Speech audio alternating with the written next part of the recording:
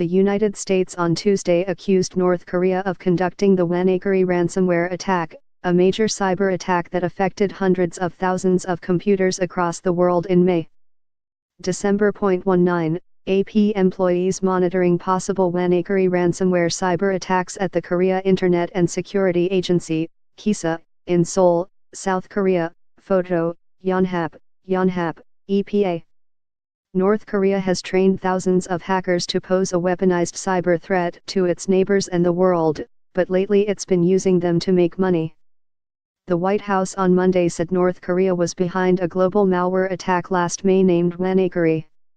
The attack encrypted and rendered useless hundreds of thousands of computers in more than 150 countries and sought ransom to unlock the machines. Analyst James Lewis of the Center for Strategic and International Studies said WannaCry is an example of how North Korea's cyber capabilities have morphed under leader Kim Jong-un. Hacking is an intelligence function, tightly controlled by the party of the Kim family for political purposes and to make hard currency, Lewis said. That's one of the new developments in the past few years. They try to use hacking to make money.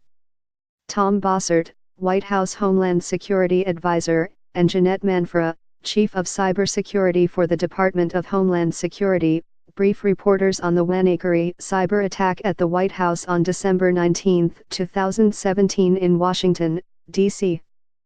Photo, Mark Wilson, Getty Images.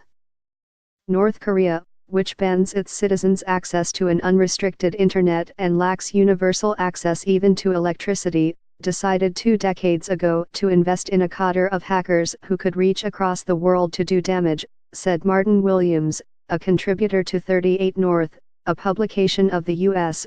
Korea Institute at the Johns Hopkins University School of Advanced International Studies.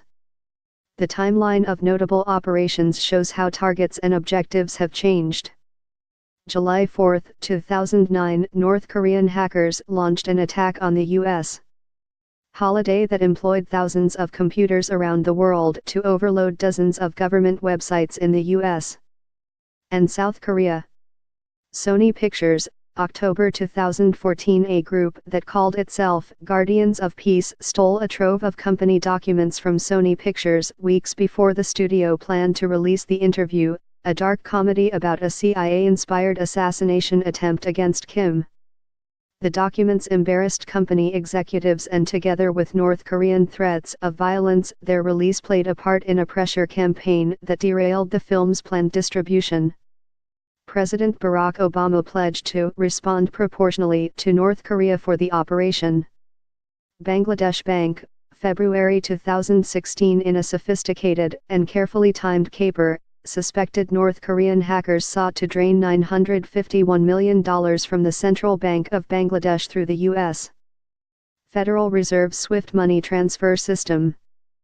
The operation began on a Thursday night, after Bangladeshi bankers went home for the weekend, and sought to route much of the money through the Philippines, which was celebrating a holiday that Monday, Williams said.